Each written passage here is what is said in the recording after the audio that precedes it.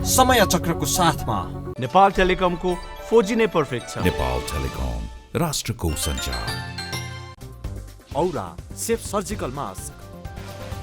AITM को perfection, admissions open, AITM Kumaltar।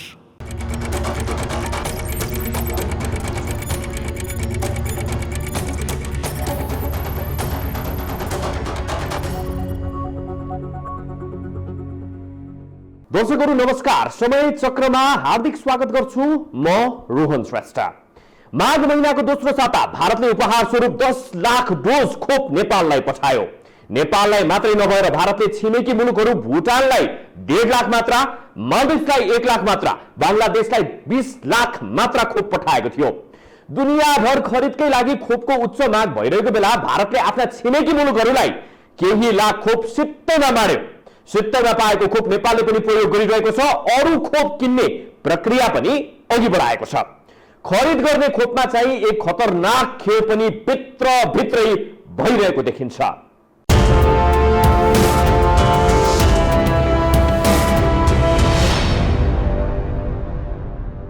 भारतले नेपाललाई निशुल्क खोप त दियो, तर त्यो निशुल्क खोपसँगै भारतको भित्री स्वार्थ के थियो भन्ने विषय अहिले खुल्दैछ। संसारलाई खोप चाहिरहेको तर धेरै मुलुकले खोपको रङ नै देख्न नपाइरहेको बेला भारतले नेपाललाई खोप पठाइदियो, त्यसका लागि त धन्यवाद नै छ। निशुल्क खोप किन दियो, यसबाट भारतको भित्री चाहना चाहिँ के थियो र छ भन्ने विषयमा सनसनीपूर्ण मामिला बाहिरिन थालेको छ। यो हेर्नुहोस्। माघको पहिलो साता छिमेकी मुलुक भारतले नेपालका लागि 10 लाख डोज कोभिसिल्ड खोप उपहार स्वरूप निशुल्क पठायो। भारतले खोप पठाएपछि कतिपय व्यक्ति, संस्था र सरकारी अधिकारीहरूले पनि खोप पठाएको प्रति भारत सरकार, भारतीय नेताहरूदेखि नेपालका लागि भारतीय राजदूतलाई समेत सम्बोधन गरी पटक पटक धन्यवाद प्रकट गरे। 20 करोड 38 लाखदेखि 30 करोड मूल्यको खोप पाउँदा नेपालमा भारतको दया र सहयोगी भावना बारे प्रशंसामा धेरै शब्द खर्चिनेहरू प्रशस्तै देखिए। तर अहिले यही खोपभित्रको खोप कूटनीति वा खोप राजनीतिका केही विषयहरू पटाक्षेप भइरहेका छन्। भारतले आफ्नो छिमेकी मुलुकहरूलाई केही लाख निशुल्क खोप दिएर छिमेकमा हुनुको भावना प्रदर्शन त गर्यो, सँगसँगै यो निशुल्क खोपभित्र लुकेको स्वार्थ पनि उजागर भयो। यति बेला भारतका प्रधानमन्त्री नरेन्द्र मोदीले निशुल्क खोप दिए बापत भारतले के चाहनाहरू खोप पाउनेहरूबाट पूरा गर्ने हो त्यसबारे लेखिएको एक पत्र अहिले चर्चामा छ। एक अनलाइन न्युज पोर्टलले शनिबार सार्वजनिक गरेको केही अस्पष्ट पत्र र समाचारमा उल्लेख भए अनुसार निशुल्क खोप दिए बापत आफ्नो देशप्रति नेपालमा धमिलिएको छवि सफा बनाउन चाहन्छ। नेपाली जनतालाई कसरी आफूप्रति सकारात्मक बनाउने भन्नेतिर सोच्न भारतका प्रधानमन्त्रीले आफ्नो विदेश मन्त्रालयलाई निर्देशन दिएका छन्। जसरी भारतले नेपाललाई 10 लाख डोज दियो, त्यसै गरी चाहिँ भुटानलाई चाहिँ 1.5 लाख डोज दियो, मालदिभ्सलाई 1 लाख डोज दियो, त्यस्तै बङ्गलादेशलाई 20 लाख डोज दियो। यसको अर्थ के बुझिन्छ भने भारतले आफ्नो छिमेकमा भएका देशहरूमा जुन जनस्तरमा अलिकति सम्बन्ध चाहिँ राम्रो होस् भन्ने हिसाबले चाहिँ आफ्नो छिमेकी देशहरूलाई दिएको देखिन्छ। र यो चाहिँ उसको चाहिँ खोप कूटनीति अन्तर्गतकै एउटा चाहिँ हिस्सा हो। तर अर्को कुरा के पनि हो भने जस्तो नेपालमा भ्याक्सिनेसन नभएसम्म भारतले भ्याक्सिनेसन गरेर पनि हाम्रो खुला बोर्डरले गर्दाखेरि भारतमा नियन्त्रण हुन चाहिँ गाह्रो हुन्छ। त्यो हिसाबले पनि एउटा सदासहायता राखेर खोप दिएको हो। यसमा चाहिँ हामीले शङ्का उपशङ्का गर्नुपर्ने त्यस्तो कारण केही पनि छैन। निशुल्क खोप दिएर नेपालमा भारतको पहुँच बलियो बनाउने र सीमा सम्बन्धी विवादमा नेपाललाई नरम बनाउन सकिने भारतको विश्लेषण छ। नेपालले भारतको खोप स्वीकार गरिसकेपछि त्यही खोप नेपालमा बिक्री गर्ने योजना पनि पत्रमा उल्लेख छ। 3 डिसेम्बर 2020 मा लेखिएको पत्रमा कोभिसिल्डलाई नेपालको प्राथमिकतामा पार्न दबाब दिनुपर्ने भनिएको छ। खोप ल्याउनलाई चाहिँ निकै अब चाहिँ मारामारी नै छ, हेर्नुहोस् हैन। अथवा लाएर ठिक्क पारेको खोप अर्काले चाहिँ उछिट्याएर लान सक्छ हैन, उछिट्याएर लान सक्छ। त्यसो भए हुनाले अब हामी कहाँ फेरि अर्को एउटा दुर्भाग्य के हो भने यो चाहिँ राजनीतिक चाहिँ अस्थिरता पनि भयो। राजनीतिक अस्थिरता भएपछि हाम्रो बोली संसारमा बिग्दैन, हेर्नुहोस् हाम्रो बोली कमजोर हुन्छ। नेपालले कोभिसिल्डलाई अनुमोदन गर्नु अघिकै भारतको विश्लेषण सहितको पत्रमा भनिएको छ। यसैबीच सम्बद्ध एजेन्टहरूले नेपालमा बढ्दै गएको संकटलाई बढाई चढाई गरेर अझ बढी सामाजिक त्रास फैलाउन प्रचार प्रसार गर्नेछन् र छिटो भन्दा छिटो भ्याक्सिन अनुमोदन गर्न सरकारलाई दबाब दिनेछन्। कोभिसिल्डलाई नेपाल सरकारले मान्यता दिइसकेको छ, तर यस्तो मान्यता दिलाउन भारतले कतिसम्मको पक्का योजना बनाएको रहेछ भन्ने बुझ्न उसले नेपाली मिडिया र पत्रकारलाई समेत विश्वासमा लिन निर्देशन दिएको विषयबाट स्पष्ट हुन्छ। नेपालका पत्रकारहरू, सार्वजनिक मामिला अधिकारीहरू, विज्ञहरू र विद्वानहरूको संख्या निर्क्यौल गर्ने र उनीहरूको लेखबाट कोभिसिल्डको लोकप्रियता बढाउने, स्वत विज्ञापन हुने कुरामा ध्यान दिन भारतले आफ्नो विदेश मन्त्रालयलाई निर्देशन दिएको छ। रोचक त के छ भने खोप विरुद्ध प्रचार गर्नेलाई निगरानीमा राख्न नेपाली प्रेस र सामाजिक सञ्जालहरूको अनुगमन गर्न पनि निर्देशन दिएको छ। हालसम्म भारतले दिएको निशुल्क खोप बारे बाहिरिएका सूचनाहरू विश्लेषण गर्दा खोपको मूल्य त नेपाललाई सशुल्क भन्दा चर्को पर्ने देखिन्छ। भारतले चाहिँ चीनले पनि नेपालमा 8 लाख डोज खोप निशुल्क दिने बताएको छ, तर चिनिया खोप नेपाल आइपुगेको छैन। भारतले चाहिँ चीनले पनि भित्री स्वार्थ कायम राखेर वा स्पष्ट योजना बनाएरै निशुल्क खोप दिने प्रचार गराउने पो हो कि भारतले 10 लाख खोप निशुल्क दिएर 2 करोड भन्दा बढी चाहिँ दोब्बर मूल्यमा बिक्री गर्ने चाहना राखेको पनि देखिन्छ। नेपालले आफूलाई चाहिने खोप जति सबै भारतबाटै किन्ने भएपछि चीनले सोच्न सक्छ कि हाम्रो खोप नेपालले किन्दैन भने 8 लाख खोप चाराको रूपमा किन हाल्ने। निशुल्क वा उपहार भन्ने प्रचार भित्र व्यापारिक नाफा घाटा र अरू कूटनीतिक स्वार्थहरू हुँदा रहेछन्। हामी सोझा हौ वा मूर्ख हौ थाहा छैन, तर हामी अरू उत्पादन खरिद गरी उपभोग गर्ने उपभोक्ता मात्रै भएका छौं। 10 लाख खोप निशुल्क लिने अनि 250 करोड मात्रा खोप किन्दा चाहिँ दोब्बर मूल्य हाल्न लागिरहेका त छैनौ। उपहारमा आएको खोप बाहिर प्रशंसा भए झै सरल रहेनछ। निशुल्क भनिने वस्तु सेवाभित्र लुकेका स्वार्थहरू धेरै हुँदा रहेछन्। राष्ट्रिय हितका लागि यसतर्फ पनि ध्यान पुर्याउने कि थप प्रसङ्ग सहित उपस्थित हुनेछौँ, तर यो छोटो ब्रेक पछि।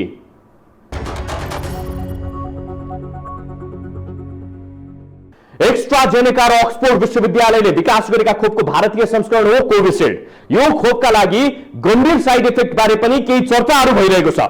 खोप लगाएपछि विश्वमा कम्तीमा 30 जनाको रगत जमेर मृत्यु भइसकेको छ। यो मृत्यु खोपका कारण भएको हो वा होइन भन्ने विषय चाहिँ निर्क्यौल भइसकेको छैन। खोप भारतको सिरम इन्स्टिच्युटले उत्पादन गरिरहेको छ। भारतमा खोप अभियान सुरु गर्न लाग्दाको बखत बीबीसी हिन्दी सहितका भारतीय सञ्चार माध्यमहरूले समेत कोभिसिल्डको मूल्य बढीमा $3 हुने बताएका थिए, अर्थात् नेपाली मूल्य जम्मा 360 रुपैयाँ मात्रै। तर नेपालले यही खोप 480 मा 20 लाख डोज खरिद गरिसकेको छ। पर्ने भन्दा 24 करोड रुपैयाँ खर्च भइसकेको छ। थप सन्दर्भ यो रिपोर्टमा। नेपालमा अहिले प्रयोग भइरहेको कोरोना विरुद्धको खोप हो कोभिसिल्ड। यो खोप बेलायती कम्पनी एक्स्ट्राजेनेका र अक्सफोर्ड विश्वविद्यालयले विकास गरेका हुन्। यही फर्मुलामा आधारित भारतीय खोप नै कोभिसिल्ड हो। कोभिसिल्ड खोप भारतमा प्राथमिकताका आधारमा सबैलाई लगाउने अभियान अहिले पनि चलिरहेको छ। त्यो अभियान चलिरहँदा भारतीय बजारमा कोभिसिल्ड कहिलेसम्म सहज उपलब्ध होला, कति रुपैयाँमा यसको मूल्य कायम होला भन्ने जिज्ञासा थियो। अबको 1 वर्षपछि कोरोना विरुद्धको खोप सिटामोल र ब्रुफेन चाहिँ औषधि पसलहरूमा उपलब्ध हुन सक्छ। अहिलेकै हिसाबमा पनि कोभिसिल्डको मूल्य बढीमा $3 सम्म पर्ने भारतीय सञ्चार माध्यमहरूले 3 महिना अघि नै जनाएका थिए। सिरम इन्स्टिच्युटका अधिकारीहरूलाई उद्धृत गरेर कोभिसिल्डको मूल्य बढीमा $3 पर्ने भनिए पनि नेपाल सरकारले चाहिँ $3 भन्दा कम मूल्य पर्ने कोभिसिल्डलाई $4 मा खरिद गरिसकेको छ। $3 को नेपाली मूल्य हुन्छ 360 रुपैयाँ। $4 भनेको 480 रुपैयाँ हो, अर्थात् एक डोज खोपमै 120 रुपैयाँ बढी मूल्य नेपाल सरकारले तिरिसकेको छ। परल मूल्य अर्थात् $4 दरले चाहिँ बेचिरहेछ। योबाट चाहिँ के थाहा हुन्छ भने भारतले नेपालसँग राम्रो सम्बन्ध कायम गर्नको लागि पनि त्यो बिक्री गरेको, किनकि उसलाई नेपाललाई नै बिक्री गर्नुपर्छ भन्ने चाहिँ थिएन। संसारभरिबाट खोपको माग छ। त्यो हिसाबले यदि भारतले नेपालप्रति सदासहता नराखेको भए अहिलेसम्म हामीले खोपको मुख देख्न पाउँथेनौँ। 20 लाख डोज खोप खरिद गर्न सरकारले सिरम इन्स्टिच्युटलाई पैसा पठाइसकेको छ। एक डोजमै 120 रुपैयाँ महँगो परेपछि 20 लाख डोजमा कति रुपैयाँ बढी तिर्नु पर्ला? हिसाब सरल छ। यो सौदाबाजीमा नेपाललाई सिधा सिधी 24 करोड नोक्सान भइसकेको छ। भारतले 30 करोडको खोप सुरुमा निशुल्क दियो। 30 करोड मध्ये नेपालले 20 लाख डोज खोप किन्दा भारतलाई बढी मूल्य कबुलेर 24 करोड बढी भुक्तानी गर्ने निश्चित भइसकेको छ। अब भारत मात्रै 6 करोड घरघाटामा छ। परल मूल्यमै खोप बेच्दा पनि उत्पादकले नाफा जोडेकै हुन्छ। अर्थात् नेपालले $4 हिसाबले 20 लाख डोज खोप खरिद गर्दै भारतले निशुल्क दिएको खोपको मूल्य असुल गरिसकेको छ। जति अब चाहिँ प्रधानमन्त्री अब चाहिँ पुस 5 भन्दा अगाडि चाहिँ बलियो हुनुहुन्थ्यो, उहाँको बोली चाहिँ अनि चाहिँ संसारमा बिक्थ्यो। अब चाहिँ त्यो चाहिँ नि अलिक कमजोर भयो त्यो बोली चाहिँ। त्यसले त्यो अब मान्छेले उहाँले भनेको कुराहरूमा त्यति धेरै मान्यता दिएर नेपाललाई खोप दिनेतिर नलाग्न पनि सक्छन्। यतिसम्मलाई ठिकै पनि मान्न सकिन्छ, किनभने विश्वभरबाट माग भइरहेको बेला भारतले $3 को वस्तुलाई $4 बेच्यो। यस्तो व्यापार चीनले पनि मास्क र सेनिटाइजरमा गरेकै हो। तर अहिले नेपालका समेत केही बिचौलिया र सेरम इन्स्टिच्युटकै प्रतिनिधिहरू मिलेर नेपाललाई $3 को खोप $6 भिडाउने चलखेलमा लागि परेका छन्। नेपालले 50 लाख डोज खोप भारतसँग खरिद गर्न चाहिरहेको छ। खोप चीनमा पनि विकास भइसकेको छ। भारतको भन्दा चीनको खोप सस्तो पर्छ कि कताबाट खोप किन्दा देशको पैसा जोगिन्छ भन्नेतर्फ नेपाल सरकारले सोचेको छैन। नेपालले भारतको चाहिँ अर्को कम्पनीको जस्तो कोभ्याक्सिन पनि अब लगभग त्यसको डाटाहरू राम्रो आइसकेको छ। त्यस्तै चीनमा चाहिँ 2-3टा कम्पनीकै खोप ल्याउन सकिन्छ चीनबाट। रुसको चाहिँ स्पुत्निक भी पनि त्यसको त्यो पनि ल्याउन सकिन्छ। र नेपालले आफ्नो चाहिँ कूटनीतिक च्यानल प्रयोग गरेर विभिन्न देशहरूमा कति चाहिँ लाख मात्रा चाहिँ उहाँहरूले नेपाललाई सहयोग गर्नुहुन्छ त्यो प्रयास गर्ने, र त्यसपछि अन्य देशहरूमा कति डिस्काउन्ट गरेर दिन सक्नुहुन्छ त्यो प्रयास गर्ने। यसरी चाहिँ हामीले गर्यौँ भने के हुन्छ भने आम जनतालाई हामीले चाहिँ खोप पुग्ने गरी लगाउन सक्छौँ। निशुल्क खोप हामीले दिएपछि बाँकी खोप पनि हामीसँगै किन्नुपर्छ भनेर भारतीय पक्षले नेपाललाई दबाब दिइरहेको पनि हुन सक्छ। नेपालले थप 50 लाख खोप खरिद गर्न खोजिरहेको बेला सेरम इन्स्टिच्युटले प्रति खोप $6 मूल्य कायम गराउने प्रयास गरिरहेको छ। यस्तो भयो भने दुनियाँमा सबैभन्दा महँगो मूल्यमा खोप किन्ने हामी गरिब नेपाली नै पर्छौँ। जस्तो चाहिँ पहिले जुन 20 लाख डोज हो त्यो भारतले $4 दियो। $4 गभर्मेन्ट टु गभर्मेन्ट चाहिँ G2G जुन आधारमा दियो। त्यसले गर्दाखेरि त्यसमा चाहिँ कमिसनको कुरा मुनाफाको कुरा रहेन। जुन भारतले अहिले चाहिँ भारतले नेपाललाई $6.50 दिने भनेको होइन।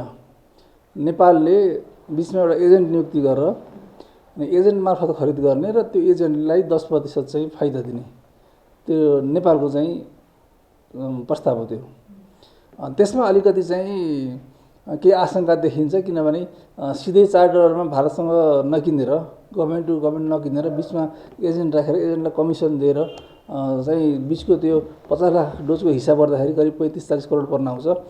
त्यो चाहिँ अलिकति अझै चाहिँ निर्णय त भइसकेको छैन, तर चाहिँ त्यस्तो हुनु हुँदैन। त्यो 50 लाख डोज खोपका लागि नेपालले पर्ने भन्दा 18 अर्ब रुपैयाँ बढी खर्च गर्नेछ। 18 अर्ब रुपैयाँ बढी पर्ने गरी खरिद गर्न सम्भवतः अहिले स्वास्थ्य क्षेत्रका माफियाहरू, कमिसनखोर कर्मचारी संयन्त्र, सम्बन्धित कम्पनीका एजेन्टहरू सक्रिय भइरहेका छन्। हालसम्मको हिसाब हेर्दा भारतले सुरुमा दिएको 10 लाख मात्रा, चीनले दिने भनेको 8 लाख मात्रा, विश्व स्वास्थ्य संगठनले कोभ्याक्स सुविधा अन्तर्गत दिने भनेको 25 लाख मात्रा, नेपाल आफैले भारतसँग खरिद गरेको 20 लाख मात्रा गरी 63 लाख डोज खोपको जोहो हुनेछ। उत्पादकहरू अत्यन्त चाहिँ अनि चाहिँ प्रेसरमा छन्। उनीहरू मलाई पनि देऊ भन्ने चाहिँ यस्तो छ। सरकारले पनि अब कहिलेकाहीँ अनि चाहिँ यिनीहरूलाई चाहिँ यो यसलाई दे यसलाई नदे भनेर चाहिँ अलिकति निर्देशित गरेको पनि जस्तो बुझिन्छ। अब यति खोप बढीमा 30 लाख मानिसलाई पुग्छ, तर नेपालको आवश्यकता भनेको 3 करोड मात्रा हो। 20 लाख मात्रा खोप किन्न खोज्दै त 18 अर्ब कमिसनको खेल सुरु भइसकेको छ भने 1.5 करोड मात्रा खोप किन्दा कति ठुलो सेटिङ होला त? भ्रष्ट छविको व्यक्तिले समुद्रको छाल गनेर पनि असुली गर्छ भन्ने गरिन्छ। मुलुकमा महामारी चलिरहेको बेला ओम्नी समूहसँग मिलेर कम्युनिस्ट नेताहरूले के गरे के गरेनन् जनतालाई सबै थाहा छ। कोरोना महामारी हुँदा ओम्नी चम्किन्छ, भूकम्प जाँदा पाल त्रिपाल जस्ता पाता हिँडामिना हुन्छ। चाडपर्वमा मन्त्रीहरू नै चिनेको पागमा डुबुल्की खेल्छन्। जनता लुट्नेहरू समस्यामा होस् वा उत्सवमा होस् जति बेला पनि लुट्न नै क्रियाशील हुँदा रहेछन्। अवस्था यस्तो छ है भनेर जाने ठाउँ पनि पो छैन। थप प्रसङ्ग सहित उपस्थित हुनेछौँ, तर यो छोटो ब्रेक पछि।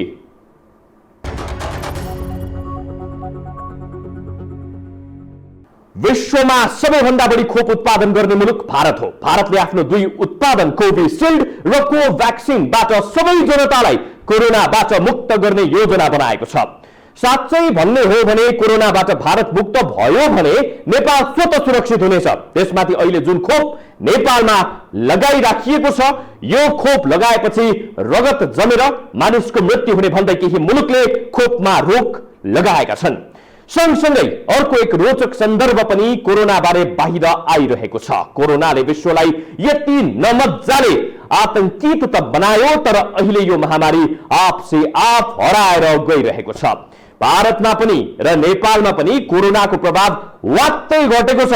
आखिर किन त? यो प्रश्नको जवाब के हुन सक्ला, यो हेर्नुस्। कोरोना महामारीको चर्चा गर्दा 1 वर्ष अघि फैलिएको आतंकका कारण भारतमा 3 महिना र नेपालमा करिब 4 महिना लकडाउन नै भयो। नेपालमा असोज कार्तिकमा उत्कर्षमा पुगेको कोरोना संक्रमण त्यसपछि आपसे आफ नियन्त्रणतर्फ गयो।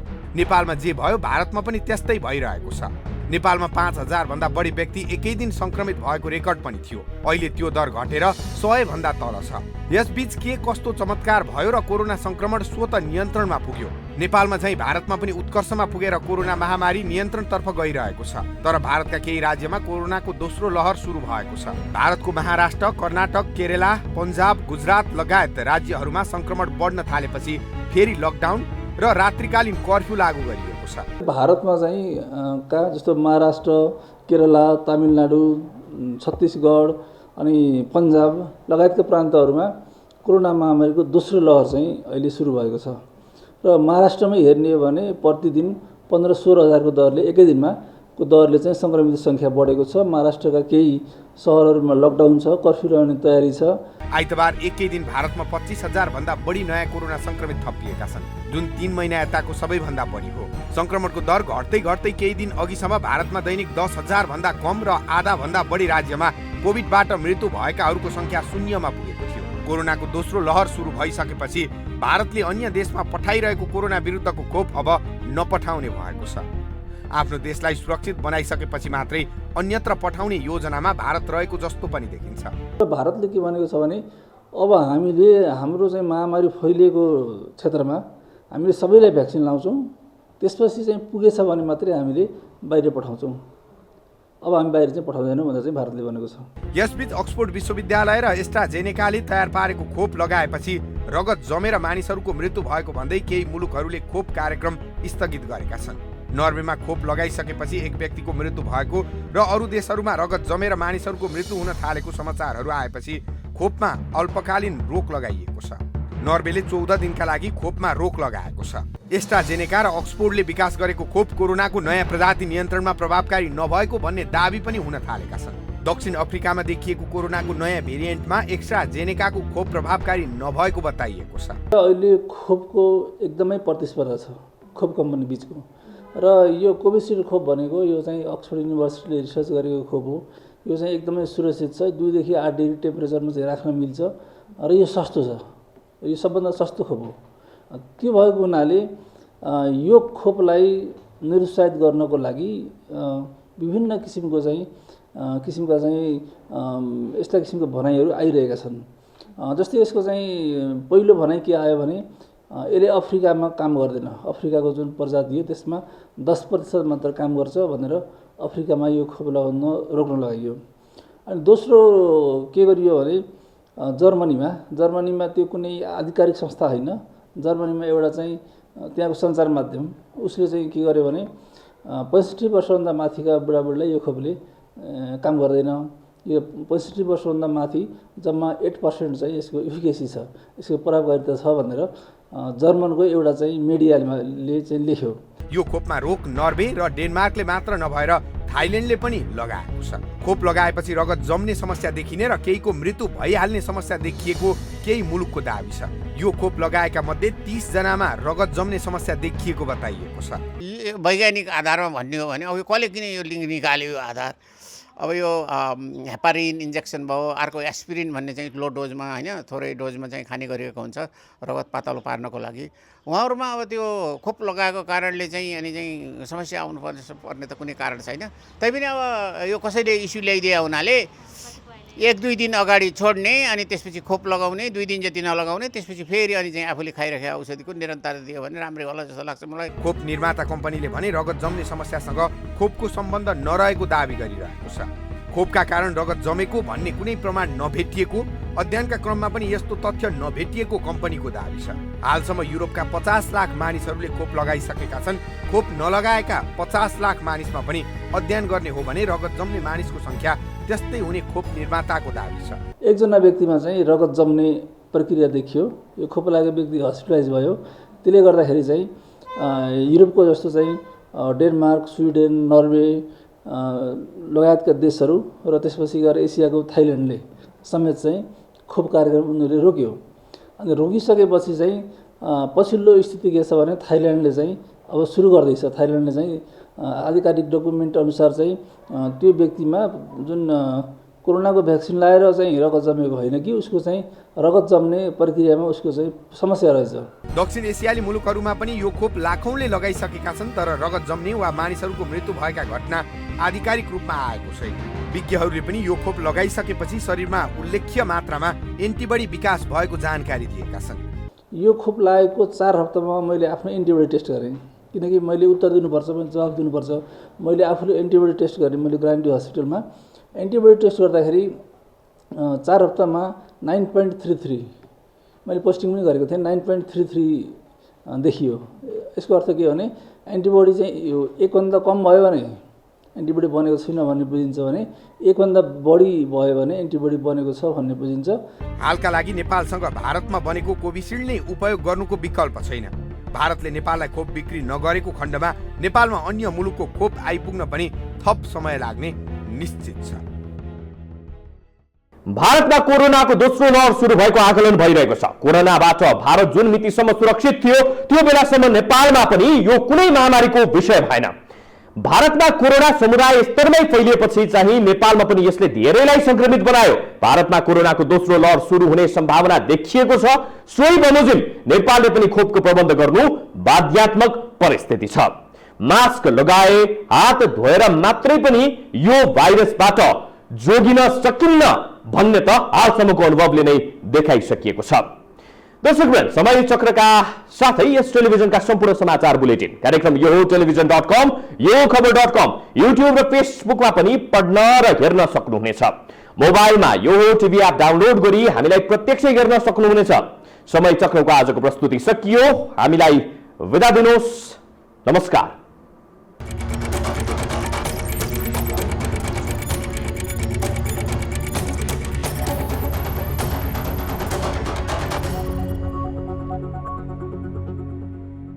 समय चक्रको साथमा नेपाल टेलिकमको 4G नै पर्फेक्ट छ। नेपाल टेलिकम, राष्ट्रको सञ्चार।